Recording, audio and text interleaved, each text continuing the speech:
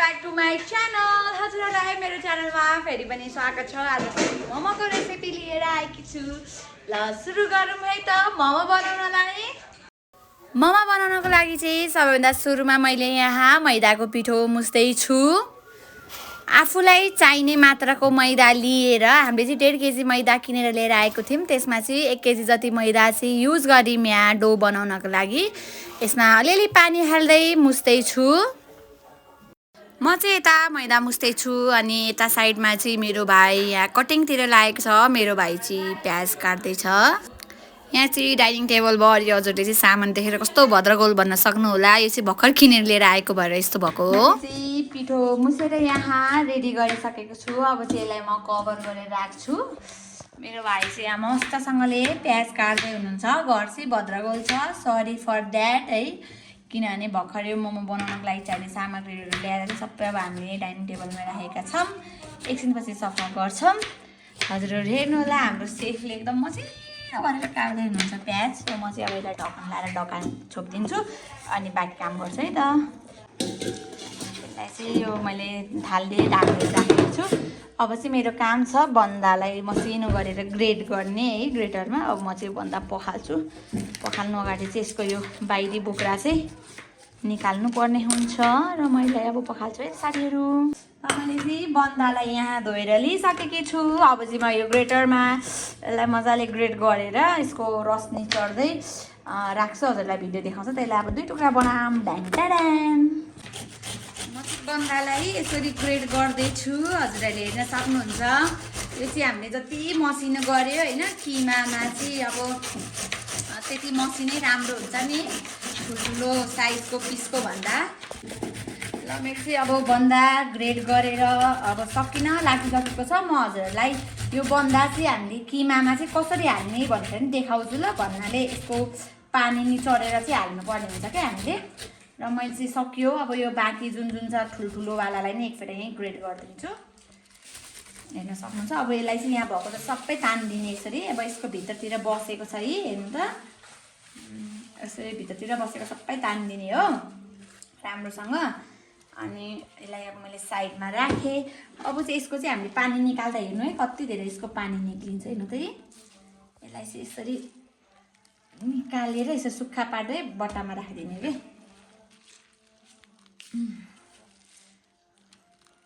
बल लाउनै नरानदेखिको बल लाउनु हो। यसरी यहाँ राख्ने हो। यसरी मजाले निचाल्ने। यतिखेर चाहिँ तपाईँले जति नरानदेखिको बल लाउनु भयो त्यति मिठो मोमो बन्छ। अब हेर्नु है कति धेरै हजुरहरूले क्याबेज जुस खानु मन लाग्यो नि यसरी क्याबेज युज गरेर यसको जुस पनि पिउन सक्नुहुन्छ। तर हाम्रो घरमा चाहिँ यसको जुस खाने कोही पनि हुनुहुन्न। सबैजना अलिकति मिठै खाना खोज्ने मान्छे छन्। हेर्नुहोस् त कति धेरै भइसक्यो। भयो। अब म चाहिँ बाँकी अरू चाहिने सामग्रीहरू पनि रेडी गरेर यसमा हाल्दै भिडियो बनाएर देखाउँछु है हजुरहरूलाई। किमाको लागि मैले यहाँ बन्दालाई मजाले ग्रेड गरेर राखिसकेको छु। मेरो प्याज चाहिँ भाइले एकदम मजाले चप गरेर राखेको छ। अब चाहिँ यसको लागि हामीले स्प्रिङ अनियन होइन हरियो लसुन पनि केलाउनु पर्ने हुन्छ। म चाहिँ हरियो लसुन ल्वाङ बन्न लागेको छु। लसुन हरियो प्याज अनि अदुवा चाहिँ अब केलाउँछु है त साथीहरू। भेटेर साथीहरू प्याज राम्रो नभेटेर यस्तो हाल्नु परेको छ। हेर्नु साथीहरू केलाउन कति सजिलो छ। यसलाई स्वाट्ट तानिदिने 4 जति फ्याल्दिने चप्पै बनाइदिने हरेक राइट। यसलाई पखाल्न चाहिँ राम्रोसँग ध्यान दिएर पखाल्नुपर्छ। त्यही हो कुरा।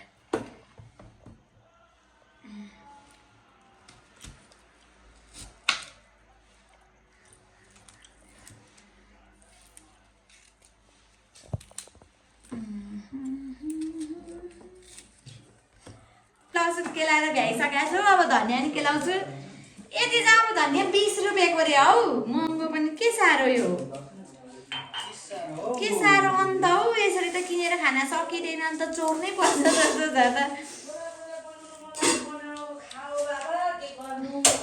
म चाहिँ यहाँ मोमो बनाउँदाखेरि अहिले मार्केटमा यस्तो महँगी भएको कुराहरू गर्दै फ्यामिलीसँग बातचित गर्दै यहाँ कटिङ सटिङ होइन यो केलाउने काम गर्दैछु। कति महँगो छ है अहिले त। यस्तो महँगाइमा बस्नै गाह्रो भइसक्यो काठमाडौँमा के गर्नु बस्नु परिहाल्यो ल मैले सबै केला भ्याइसकेँ अब तपाईँहरूले फोहोर धेरै फोहोर देख्नु होला म यसरी फोहोर हालिदिन्छु होइन यो सबै फोहोरहरू फाल्नको लागि अब यो केलाको लसुन अदुवा धनियाँ जिम्बु चाहिँ म पखाल्छु है त भाइले स्प्रिङ अनियन चप गरेर नि हालिसकेको छ म चाहिँ उता गएको थिएँ सो यो भिडियो चाहिँ मैले लिन पाइनँ ठिकै छ यहाँ चपिङ गर्दै हुनुहुन्छ हाम्रो मास्टरले है यहाँ मजासँगले यहाँ धनियाँ अनि अदुवा लसुन भइहाल्यो त मिक्सरमा पिन्ने हो यो चाहिँ अचारको लागि रेडी गरेको अब म तिलहरू पिन्छु ल रुमा तिल लिँदैछु यहाँ चाहिँ मेरो बाबा चिया बनाएर हाम्रो लागि चिया रेडी गरिदिँदै हुनुहुन्छ है त अब किमा राख्न लागेको छौँ हामी यहाँ पतलक्क पारेर चिकन किमा होइन अहिले त किमा पनि कस्तो एक्सपेन्सिभ छ क्या बेबी अब म चाहिँ तिल भुट्छु ल भाइ अब किमा रेडी गर्छ किमामा अरू केही हाल्नु बाँकी छ त बिबु किमामा हाल्ने मसलाहरू देखाएर अनि म तिल भुटेर म अचारपट्टि लाग्छु है त साथीहरू हामीसँग बटर छ भनेदेखि चाहिँ हजुरहरूले बटर हाल्न सक्नुहुन्छ हामीसँग चाहिँ नो बटर अनि त्यही भएर एकछिनमा भिडियो बनाउँछु फेरि म चाहिँ यहाँ घिउ चाहँदैछु है धुलो खोर्सानी पनि हालेको छ मसला टेस्टको लागि त्यसपछि चाहिँ थोरै अजिनामोटो थोरै त्यो झिक मरिँदैन आँटा तान्छ न एउटा उझिक न लाइक एउटा प्लेटले त बाबु यत्रो अजिनामोटो हाल्यो भने त आन्द्रो प्लेटलाई न सानो प्लेट हुँदैन के हुँदैन यत्रो छ केही हुँदैन कहिले काहीँ खाना होइन नि like no baby no Andhra आन्द्राले त तन्किन्छ नि त आन्द्रा फेरि हरे कृष्ण नारायण आले चाहिँ भुइँमा भनेको ल यति त हुन्छ केमा धेरै पनि छ है अजिनामोटो खासमा धेरै खानुहुन्न है हजुरहरू अजिनामोटो नखानु होला अनि त्यसलाई रबर लाउनुपर्छ वेयर इज मोमो मसला मिठो मोमो मसला हाल्दै हुनुहुन्छ मेरो भाइले मिल्छ सबै हालिदेऊ न जति हाल्यो उति मिठो हुन्छ अब यसमा चाहिँ घिउ हाल्न लाग्छौँ हामीले बेसार पनि हाल्दैछौँ हामी यो चाहिँ घरको बेसार हो त्यही भएर चाहिँ कलर आएको है घिउलाई चाहिँ मजाले खारिसकेपछि चाहिँ अब यसलाई चाहिँ हामी यहाँ ज्वाइ हान्छौँ हजुरहरूले चाहिँ घिउको सट्टा बटर पनि युज गर्न सक्नुहुन्छ फेरि पनि यो प्यान बसालेको छु यसमा चाहिँ अब म अदुवा लसुनलाई चाहिँ एकछिन फुराउनको लागि राम्रोसँग फुराउनु पर्ने हुन्छ साथीहरू हेर्नुहोस् हजुरहरूले कसरी मेरो भाइले फुराउँदै हुनुहुन्छ भयो होला बनाउँदै त्यो स्मेल त मिठो फ्रेग्रेन्स आइरहेको छ ग्यास ननिभाउ न म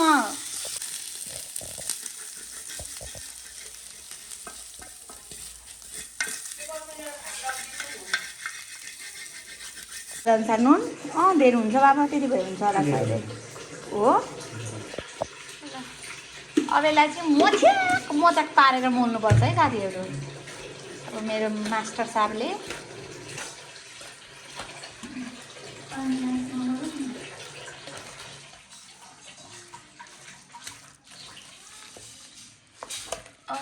रेडी गर्दै गर्नुहोस्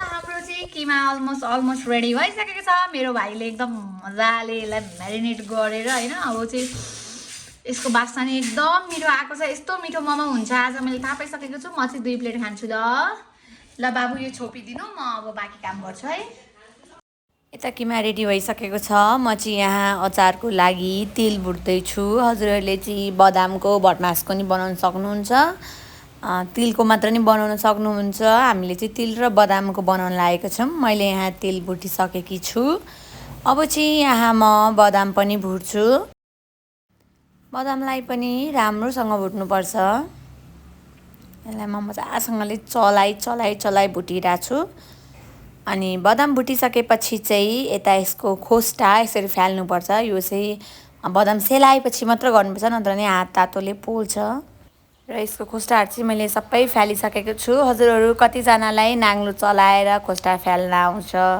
कमेन्ट गर्नुहोला है र यता रेडी भइसकेको छ बदाम र तिल यता फेरि प्यान बसाल्यौँ अचार बनाउनको लागि प्यान तात्दैछ अनि मेरो भाइ चाहिँ तेल झिक्दै हुनुहुन्छ मेरो भाइ चाहिँ अचार बनाउन यता सुरसार गर्दै हुनुहुन्छ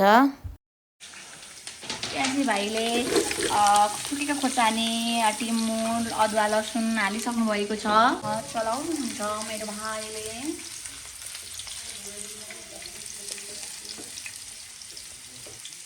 दाइ त्यसमा प्याज हालेर हुँदै हुनुहुन्छ।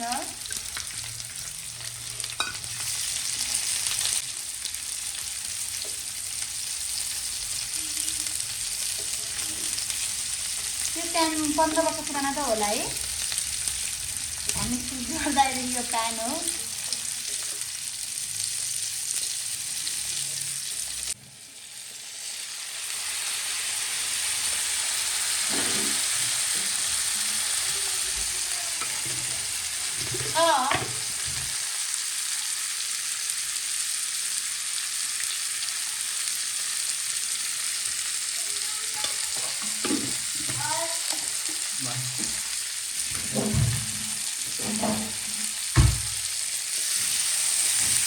भाइले चाहिँ दाल अचारको लागि यसरी टमाटोहरू पकाउँदैछ। म चाहिँ अब यता पिन्नलाई रेडी गरेँ ल। अल मिक्स लिइसकेको छ, अब त्यसमा मैले तेल खनाउँछ है।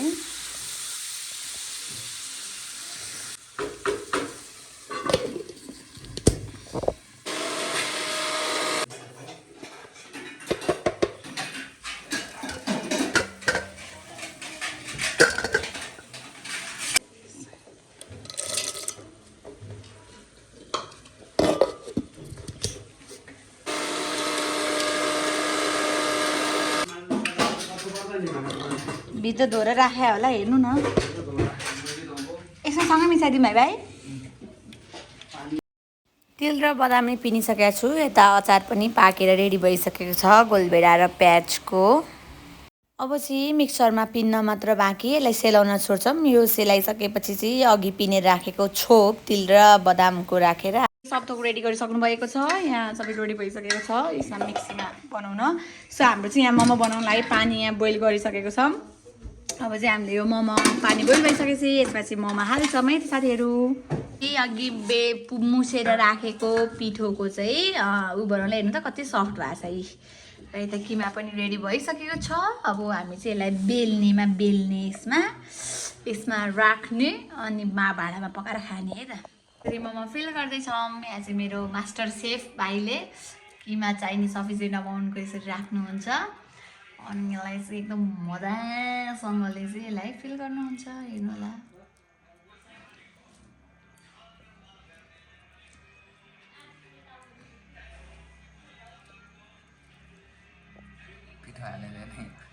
त्यही फिल गर्ने मोमो। पिठो बेलेको राम्रो भएन भनेर भाइ कराइरहेको थियो अनि अघिको भिडियो चाहिँ नहाल भनेको थियो। अघि सेप बनाउँदाखेरि चाहिँ हल्का बिग्रिरहेको थियो नि त। सो फेरि पनि बनाएको चाहिँ यसरी भिडियो बनाएको छु। एकदम इजी छ यो बुट्टा बनाउन मोमोको भन्छ भाइले, तर मलाई चाहिँ अहिलेसम्म चाहिँ आउँदैन भन्दा नि आउन चाहिँ आउँछ, तर यस्तो राम्रो चाहिँ हुँदैन। त्यही भएर बेल्ने काम चाहिँ मेरो हो अनि बुट्टा बनाउने काम चाहिँ मेरो भाइको हो। म चाहिँ यता बेल्दै पनि छु। पिठोको सानो डल्लो बनाउँदै त्यसलाई चाहिँ यसरी सानो रोटी बनाइदिने त हो। एकदम सजिलो छ, हजुर सबैजनालाई थाहा छँदैछ है, पनि राख्नै पर्दैन। म चाहिँ यहाँ यसरी सानो रोटी बनाउँदैछु, मेरो भाइले चाहिँ यसरी फिल गर्दैछ। मोमो पनि एक नाङ्लो हुन लागिसकेको छ। मोमो बनाउन चाहिँ यत्रो टाइम लाग्छ है। हामी 2 बजेदेखि बनाएको, यताउता रेडी गरेको, अब अहिले 4 बजिसक्यो, काम चाहिँ सकिँदैन अनि खानालाई चाहिँ फेरि कति चाँडै खाइसकिन्छ क्या। फेरि बाहिर किनेर खाँदा चाहिँ सजिलो हुन्छ, तर यस्तो मजा आउँदैन नि त। घरमा यसरी मोमो बनाउँदाखेरि रमाइलो हुन्छ, सबैजना कुरा गर्दै बनाउने होइन, रमाइलो गर्दै हल्ला गर्दै। बाहिर त गयो किनेर खायो, अनि बाहिर किनेर खाने पैसाले भन्दाखेरि घरमै बनाएको हुने फाइदा हुन्छ। सबैजनाले खाना पायो नि त घरमा, प्लस घरमा बनाएको चाहिँ हेल्दी पनि हुन्छ नि त। हामी त्यो किमाहरू पनि एकदम राम्रो सफावालै लिएर आउँछौँ। पिठोहरू पनि राम्रैसँग सफा गरेरै बनाएको छौँ नि, त्यही अघि काट्दाखेरि त हल्का टेबलमा फोहोर भएको नि। सो सजिलै छ मोमो बनाउनको लागि। फ्यामिलीहरू सबैजना सँगै बसेर गफगाफ गर्दै बनायो भने त मजा पनि आउँछ। कुरा गर्दै बनाउँदा हाम्रो मोमो पनि अब लगभग 1 नाङ्लो भइसक्यो। हामी सुरुमा चाहिँ यसलाई चाहिँ स्टिम गर्छौँ अनि त्यसपछि फेरि पछि बाँकी बनाउँछौँ। अब रेडी भइसकेको छ। अब चाहिँ यसलाई हामी स्टिम गरेर खान्छौँ। सकिनु अझै बेल्नै भएछ त रेडी भइसकेको छ अब अर्कोमा पनि यसै गरेर म हाल्छु है साथीहरू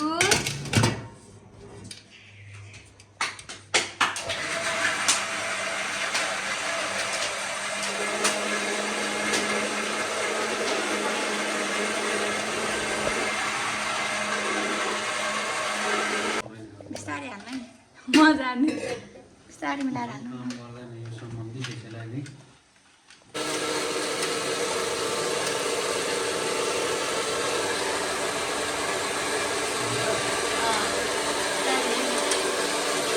हो 15 मिनट भइसकेपछि यसलाई चाहिँ हामी सेरोफेरो गर्दैछौँ तातो तातो